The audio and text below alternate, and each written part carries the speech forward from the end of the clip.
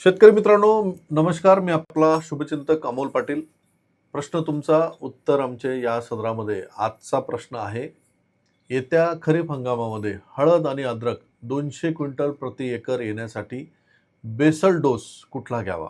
मित्रांनो, हळद आणि अद्रक हे दोन्ही अतिशय महत्त्वाचे नगदी पीक आहेत. हळदीला गेल्या 2 वर्षापासून बाजारभाव हा 14 ते 15 हजार रुपये स्टेबल आहे आणि यावर्षी लोकांना त्यामध्ये खूप चांगलं उत्पादन आणि आर्थिक गणित जुळून आलेलं आहे. अद्रकमध्ये बाजारभाव कमी आहेत, परंतु कमी उत्पादन खर्च जर आपण ठेवला, रासायनिक आणि जैविक याचं जर व्यवस्थित सांगड घातली तर रेकॉर्ड ब्रेक उत्पादन येऊ शकतं. मी आज तुम्हाला असा बेसल डोस सांगणार आहे जो 200 क्विंटलसाठी अत्यंत कारगर, अत्यंत प्रभावी आणि अतिशय कमी खर्चात, म्हणजे खूप अवास्तव रासायनिक खतं टाकण्याची आवश्यकता नाही, असा मी बेसल डोस सांगणार आहे. हा बेसल डोस तुम्ही 2 एकर, 4 एकर, 5 एकरवर अजिबात वापरण्याची आवश्यकता नाही. फक्त 1 एकरवर मी सांगतो त्या पद्धतीचा बेसल डोस यावर्षी करून बघा.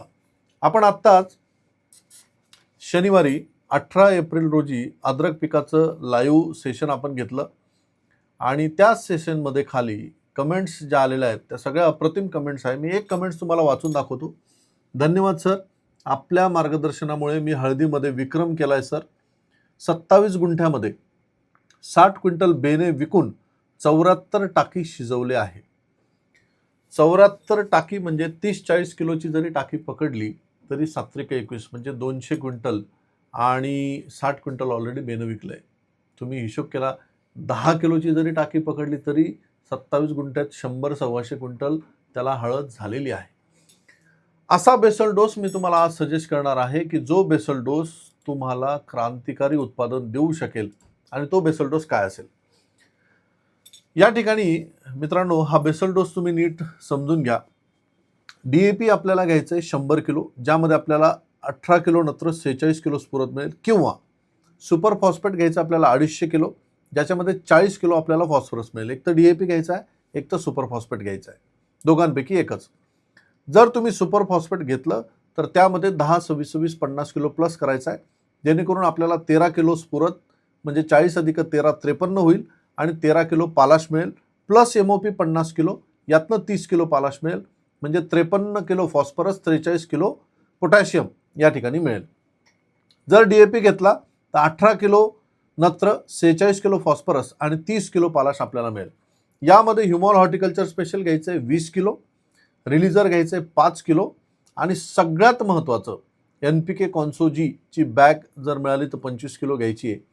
नीम पावडर आवश्यक असेल तर 100 किलो आणि एक जैविक मित्रा किट यामध्ये ॲड करायचं आहे. NPK कॉन्सोजी आपल्या जमिनीमध्ये नत्र, स्फुरद आणि पालाश जेवढं पडलेलं असेल तेवढं सगळं नत्र, स्फुरद, पालाश काढण्याचं काम करेल.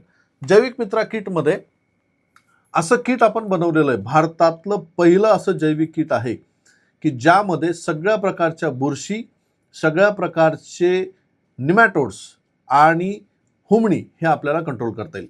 यामध्ये NPK कॉन्सोजी आपण घेणार आहोत 4 किलो, निमॅटोगार्ड आपण घेणार आहोत 4 किलो. NPK कॉन्सोजी नत्रस्फुरद पालासाठी मदत करेल, म्हणजे 25 अधिक 4 असे 29 किलो होईल. निमॅटोगार्डमध्ये निमॅटोड्स हा संपूर्णपणे अंडे आणि निमॅटोडची अवस्था, या दोन्ही अवस्था किल करेल. हुमनासूरजीमध्ये मेटारायझिम आहे, ज्यामुळे हुमणी प्लस टर्माइट्स हे किल होईल. आणि भारतातला पहिला ट्रायकोडर्मा जो ग्रॅन्युअल फॉर्ममध्ये आहे 4 किलो, जो सर्व प्रकारच्या बुरशी दूर करेल. असा हा परिपूर्ण डोस जर आपण बेड बनवून बेडमध्ये टाकला तर फार मोठं उचल, अपटेक अन्नद्रव्यांची आपल्याला मिळेल. फक्त एकच काळजी घ्यायची, तुम्ही रासायनिक खतात हा डोस मिक्स करा. रासायनिक खतात मिक्स केल्यावर याच्यातलं ग्रॅन्युलर टेक्नॉलॉजीमुळे ते बॅक्टेरिया मरणार नाहीत. फक्त बेड ओला असेल एवढीच काळजी घ्या डोस भरताना. यावर्षी 1 एकरसाठी पाटील बायोटेक तंत्रज्ञानाचा हा डोस जरूर वापरून बघा. धन्यवाद.